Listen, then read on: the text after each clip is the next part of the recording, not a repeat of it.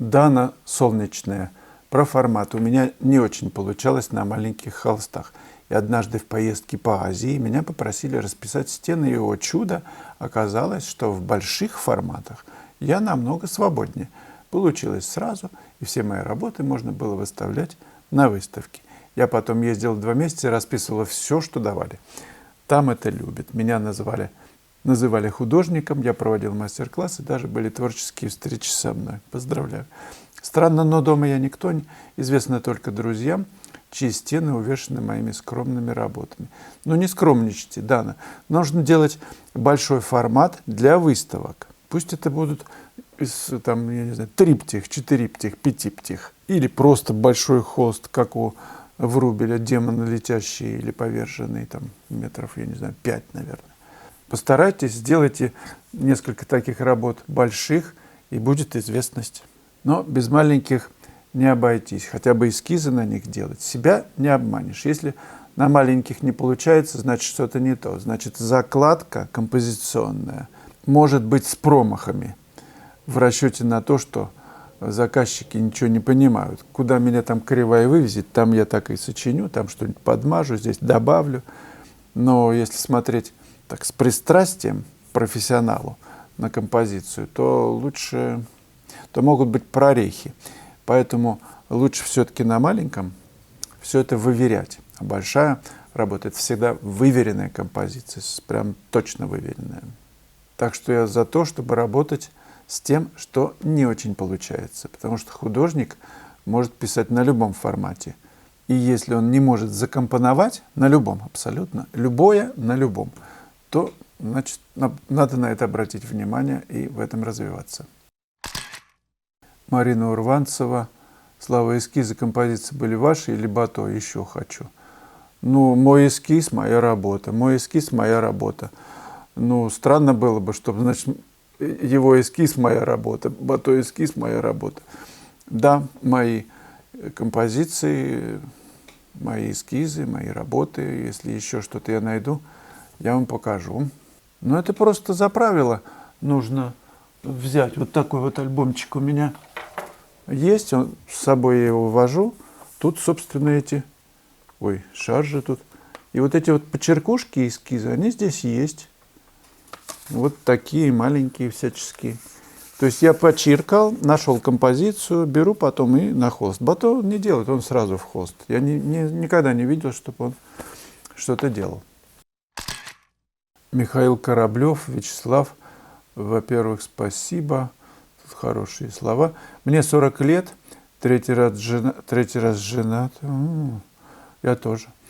2 дочки, профессия архитектор, заслуженный строитель Москвы, но пришел к выводу, что не могу не писать.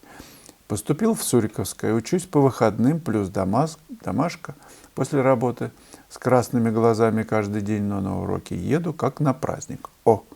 Учителя хвалят, хочу продолжать и буду это делать. Хороший доход на основной работе. Но понимаю, как вы говорите, одна дверь закрывается, вторая открывается. Постоянно я мучаюсь мыслями об ответственности, о том, сможет ли семья умерить потребности, так как привыкли жить хорошо. Даже не думаю о том, что живопись может приносить доход, так как там, где начинается бизнес, заканчивается творчество. Уверен, что вы сталкивались с балансом в этом вопросе и понимали ли вас близкие. Близкие поддерживают очень все, что даже если не очень было когда-то. Ведь Густав Климт, взвалив на себя семью брата и своих сестер, понял, что теряет себя. Где-то грань между мужской ответственностью и свободой самовыражения. Спасибо, смотрящий с оптимизмом в будущее, Михаил. Вот этот оптимизм в будущее – это самое главное, потому что ты делаешь к этому будущему шаг, и это будущее, вся Вселенная, поскольку ты к ней делаешь шаг, к своему развитию, к тому, что просит душа, делает к тебе 1000 шагов. Это просто нужно замечать.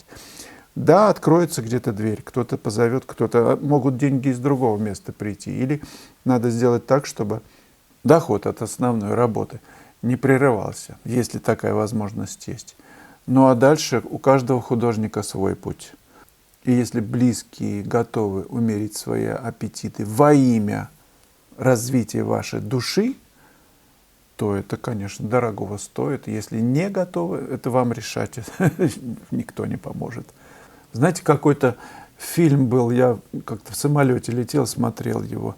Там про одну женщину, импрессионистку, которая поехала из Германии, по-моему, в Париж, ну, там, 100 лет назад, оставив ребенка мужу. В общем, там такая история. В итоге трагическая судьба, потому что ребенок там, что-то там, я уже не помню, но, в общем, трагедия, разрыв с ребенком, с девочкой. А она во имя живописи там увлеклась французами, импрессионистами. Напомните, кто знает, о каком кино речь. Такая судьба. Живопись или семья, и даже женщина ушла от ребенка. Как это вообще можно понять, я не знаю. Я убежден, что если есть счастье в семье, то это фундамент, на котором можно построить каждому члену семьи свое будущее. Потому что каждый друг друга поддерживает, и это общий рост происходит. Искусство тебя требует целиком. Это правда. Вам решать. Я тут ничем не помогу. Если кто-то возьмет на себя смелость что-то посоветовать, напишите, пожалуйста. Друзья, канал смотрит очень много без подписки. Я прошу подписаться на канал, тогда вы не будете пропускать видео. Ставьте лайки, комментарии. Просто это будет вашей помощью каналу с точки зрения его развития. И пишите даже сейчас вопросы во время демонстрации этого эфира. Я их буду видеть и буду потом учитывать, отвечать на них. Мы с вами хорошо знаем и понимаем, что один натюрморт – шедевр, другой нет. И как он написан, это все-таки второе. Первое, как он поставлен.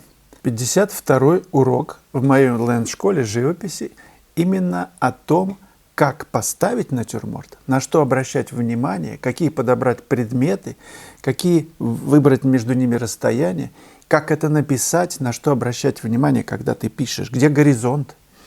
Это теоретическая база на основе большого количества примеров с детальным разбором, чтобы понять, как поставить, как написать, нужна ли ткань, не нужна ли ткань, какой задний план или вообще без заднего плана.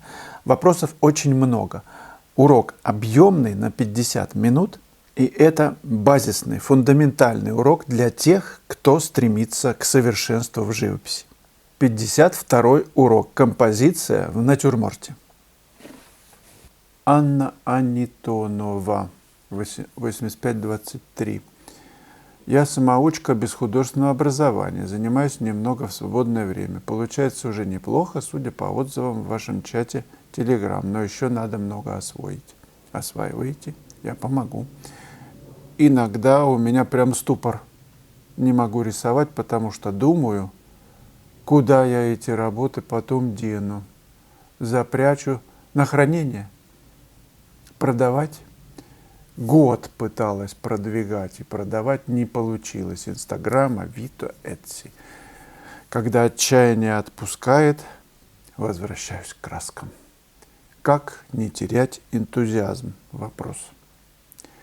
Вроде и рисовать нравится, но и писать в стол очень не хочется. Может, я рано расстраиваюсь, пишу 2 года с перерывами? Да, конечно, рано. У меня перерыв. Один перерыв был в 15 лет. Ну, чтобы понять вообще, чего я стою. Как не терять энтузиазм? Ну, допустим, Анна, мы с вами решили встретиться, и стол нам накрыли в ресторане. Мы сидим и разговариваем вот об этом. А нам официант подливает и подливает. А мы вроде и не против. А почему не против? Потому что нам хорошо. То есть нам нужно догоняться, чтобы не терять этот энтузиазм. Так и здесь. Вы занимаетесь любимым делом, вам хорошо, вы пишете. Нужно догоняться почаще, чтобы подливали. Ну, краски я имел в виду на палитру. И растворитель. Нужно, кстати, Бато, как ты говорил, нужно организовать, чтобы были люди, которые носят, краски выдавливают, носильщики, шерпы такие. А он только приходит, и чик-чик-чик-чик-чик, и опять ушел. А, кстати, такие были, по-моему. Я не помню, Соролья. Ну, напомните, кто из мастеровитых таких, маэстро, имел, значит, вот этих помощников, шерпов, которые носильщики, холсты носили, выдавливали. Да я думаю, многие. 2 года вы работаете с перерывами и уже расстраиваетесь. Да не торопитесь. Даже после первой вина хорошего, время должно пройти, чтобы, забрало уже, чтобы ноги не шли. А здесь такое дело, живопись. Нужно много трудиться, чтобы вообще выложить это все. Чего вы торопитесь выкладывать? Картошку, например, недоваренную. Она 40 минут, зараза, варит. Если мелкими кусочками, быстрее. Плод на дереве висит, пока он грохнется тебя на чайник. Он должен целое лето висеть. Яблоко, например. А что это значит? Он же напитывается весь. Так и здесь. Нужно же напитаться. Нужно много чего уметь, чтобы только позволить себе выложить это. Вот на это самое. На чат, на всеобщее обозрение, чтобы все сказали, что «Ой, как хорошо, ты вообще молодец». Да там все, конечно, хвалят. Внутреннего цензора надо спросить. Просто поставьте свою работу рядом, я не знаю с кем. Кого вы любите? Например, с Рембрандтом, Климтом, я не знаю, в каком вы направлении. Просто хотя бы посмотрите, есть разница. Если вы видите, что нет разницы, то нормально. Тогда надо выставлять и продавать не только на Etsy. Что такое Etsy? Посерьезнее уже. Кристис.